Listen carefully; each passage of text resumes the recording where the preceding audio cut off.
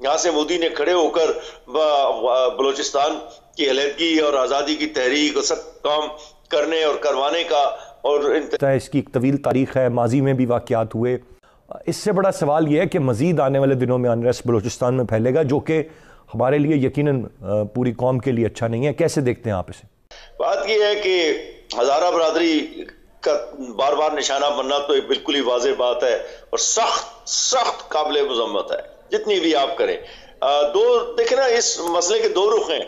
एक तो फिरका वारियत वाला मसला है, खुल के कहना चाहिए, उससे निजात हासिल करनी है, लेकिन उसके साथ साथ और बड़ी अहमियत है इस बात की कि इसको अपने तौर पर खत्म होना है जो हमने करना है। दूसरा ये है कि भारत इससे कैसे फायदा उठा रहा है।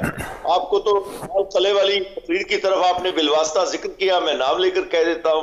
यहाँ से मोदी ने खड़े होकर बलूचिस्तान की अलहदगी और आज़ादी की तहरीक और सब काम करने और करवाने का और इन तहरीकों को मदद देने का उसने जिक्र किया था। चाहे वो भी एक फिरका वारियत से फायदा उठाते हैं उसको ताकि यहाँ फरोग दिया जाए। दूसरा ये नहीं कि इस वाकई में यही हुआ है, लेकिन ये पॉलिसी का मैं तजिया कर रहा हूं। और दूसरे बराह रास्त अपनी दहशतगर्दी को और शक्लों में, जैसे भी अफवाज पाकिस्तान के साथ सिपाही मारे गए चंद दिन पहले, उससे पहले फिर 11 मारे गए थे, आपको याद होगा, एक बस से उतार कर मारा गया था।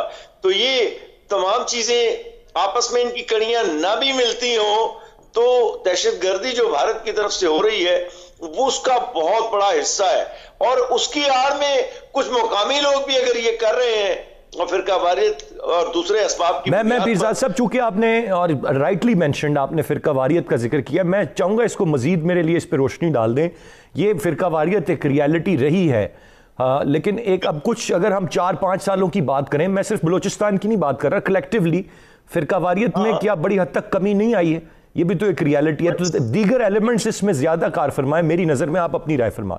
कि इन वाकयात में बड़ी कमी आई थी, लेकिन एक ऐसी खौफनाक बात है कि हज़ारा बरादरी को निशाना बनाया जाना मखसूस तौर पर, यह तो नहीं है कि उनके अलावा को और लोग उससे क्या कहते हैं, उनके हम ख्याल लोग नहीं है, हम अकीदा नहीं है, लेकिन उनको बरादरी निशाना बनाया जाना, आप अफगानिस्तान में भी देखें, ये मसला सरहद के पार भी है।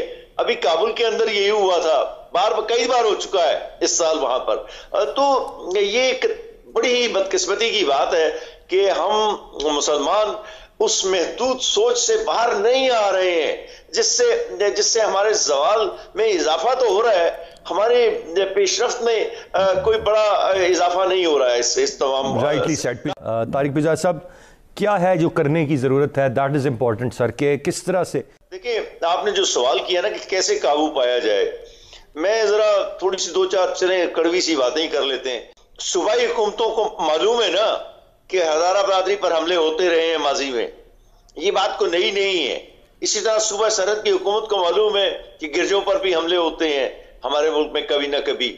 तो ये अक़लियतों को तहफ़्फ़ुज़ देने का जो इतने बड़े बजट इन सूबाई हुकूमतों को अब जा रहे हैं, बलूचिस्तान के लोगों की हुकूमतों के पास कभी 400 अरब रुपए की रकम नहीं आई थी। 400 बिलियन रुपीस की ये रकमें हैं जिनसे आप उनके खुसूसी तहफ़्फ़ुज़ के इंतजाम भी कर सकते हैं। और सिर्फ ये मरकजी हुकूमत का काम नहीं होता या अफवाज का काम नहीं होता। तो यहाँ ये सूबाई हुकूमतों को जो सारे 18वीं तरमीम के तहत वसाइल लेकर बैठ गई हैं, इनसे कोई सवाल करना तो चाहिए कि क्या ये इसकी मुस्तहिक हैं या नहीं है। अगर ये सूबे में अमन व अमान की जिम्मेदारी इन्हीं की है, उसके बाद आप मरकज से मदद ले सकते हैं, फौज से मदद ले सकते हैं, लेकिन बुनियादी काम इन्हीं का है। तो लिहाजा अगर हम खुल के बात नहीं करेंगे ना तो फिर बात गोलमोल रह जाएगी। और दूसरी बात, मैंने थोड़ा सा इशारा किया, मैं और जरा वजाहत से अर्ज कर दूं, ये 3 वाकयात आगे पीछे हुए हैं। 11 अफराद को जहां बस से उतार कर मारा गया था बलूचिस्तान में, फिर 7 अभी FC के लोग जो मारे गए हैं, उसके बाद हमारी हज़ारा बरादरी वाले जो दोस्त हैं जिनकी ये हमारे जहाँ शहादत का वाकया है, तो ये सभी की शहादत का वाकया है। कहना चाह रहा हूं कि ये एक तसलसल भी तो है ना जिसको आपको जोड़ के देखना है। इसमें मैंने तो अभी कि हज़ारा बरादरी के साथ तो न सिर्फ यहाँ पे फिरका वारियत के नाम पे बेपनाह खुरेजी है, बल्कि बलूचिस्तान के उसमें अफगानिस्तान के अंदर भी जहाँ पे बिल्कुल नौयत का मुख्तलिफ नौयत का इस वक्त नौयत की सूरत सही है। ये कुछ मुख्तलिफ पॉइंट्स हैं पिज़्ज़ा साहब जो आपने उठाए हैं। चलिए दोस्तों, इस वीडियो पे बात करते हैं। तो तारिक पीरज़ादा इस वीडियो में थोड़ा सच और थोड़ा झूठ कह रहे हैं। तारिक पीरज़ादा ने जो कहा कि हज़ारा कम्युनिटी पर पहले भी पाकिस्तान में हमला होता था, ये बात सच है। पर ये कहना कि इसका भी रिश्ता भारत से है, ये पूरा झूठा है। और तारिक पीरज़ादा ने ये नहीं बताया इस वीडियो में कि इस हमले की जिम्मेदारी आईसिस ने ले ली है। तो ये कहना कि आईसिस को भी भारत कंट्रोल करता है, ये पूरा झूठ है। क्योंकि आईसिस पाकिस्तान को ठिकाने लगाने के बाद भारत पर ही हमला करेगा, और ये भारत को बहुत ही अच्छी तरह से पता है। तो ये कहना कि आईसिस भारत के लिए काम करते हैं, ये पूरा झूठ है। और भारत कभी भी ऐसे लोगों को अपने लिए काम करवाना भी नहीं चाहता। तो तारिक पीरज़ादा ने जो कहा कि हज़ारा कम्युनिटी पर हमला पहले भी होता था, और ये पाकिस्तान में पहले तो बहुत ज़्यादा होता था, उसके बाद कम हो गया है। और बलूचिस्तान में अभी जो हुआ है वो हो सकता है कि इसके साथ ही रिश्ता हो उसका, तो ये गलत चीज़ नहीं होगी। तो इसमें तारिक पीरज़ादा ने सही कहा। पर उन्होंने जो कहा कि भारत इसका फ़ायदा उठाएगा, तो भारत कैसे इसका फ़ायदा उठाएगा ये मुझे समझ नहीं आता। क्योंकि हज़ारा कम्युनिटी पर जो हमला हुआ है वो बहुत ही ज़्यादा दुख की बात है, और भारत इसका कैसे फ़ायदा उठाएगा ये मुझे समझ नहीं आता। तो तारिक पीरज़ादा ने जो भारत के बारे में बात की है वो मुझे समझ नहीं आती है। और बहुत सारे लोग ये कह रहे हैं कि ये चीज़ BLA ने की है, जो पूरा झूठ है। और जिसने ये चीज़ की है उसने पहले ही कह दिया है कि मैंने की है, जो कि आईसिस ने की है। तो इसकी जिम्मेदारी भी BLA पर देना गलत होगा। और हज़ारा कम्युनिटी पर हमला तो पहले भी होता था, और BLA इससे कभी भी जुड़ी नहीं थी। क्योंकि BLA पाकिस्तानी आर्मी को टारगेट करती है, वो पाकिस्तानी लोगों को नॉर्मली टारगेट नहीं करती। और तारिक पीरज़ादा जो मोदी जी के बारे में बात कर रहे हैं, वो मोदी जी ने कहा था कि वो बलोच लोगों को समर्थन करते हैं उनकी आज़ादी की जंग में। उन्होंने कभी भी हज़ारा कम्युनिटी को टारगेट करने वालों के बारे में बात नहीं की थी। और BLA हज़ारा कम्युनिटी को टारगेट नहीं करती, वो पाकिस्तानी आर्मी को टारगेट करती है। तो मोदी जी के इस बयान को आउट ऑफ कॉन्टेक्स्ट लेना बहुत ही ज़्यादा गलत होगा। मोदी जी ने कभी भी ऐसे हमलों को समर्थन नहीं किया है। उन्होंने सिर्फ कहा था कि वो BLA के आज़ादी के जंग को सपोर्ट करते हैं, और बलूचिस्तान जो पाकिस्तान से आज़ादी मांगता है उसको समर्थन करते हैं।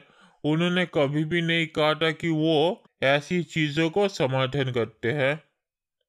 और पाक मीडिया ने तो खुद कहा है कि हज़ारा कम्युनिटी पर पहले भी हमला होता था, और कुछ सालों से उस हमलों में कमी आई है। ऐसा नहीं था कि वो हमले पूरे रुक गए थे। तो ये कहना कि ये हमला भारत ने किया है, ये बिल्कुल ही झूठ है। और ऐसे हमले पाकिस्तान में पहले भी होते थे, और पहले कभी भी भारत का इससे रिश्ता नहीं था। तो अभी ये कहना कि ये चीज़ अभी बलूचिस्तान में हुई है तो इसीलिए इसका रिश्ता भारत से है, ये पूरा झूठ है। और पाकिस्तान में ऐसी चीज़ों की कमी आई थी, कभी भी रुकी नहीं थी।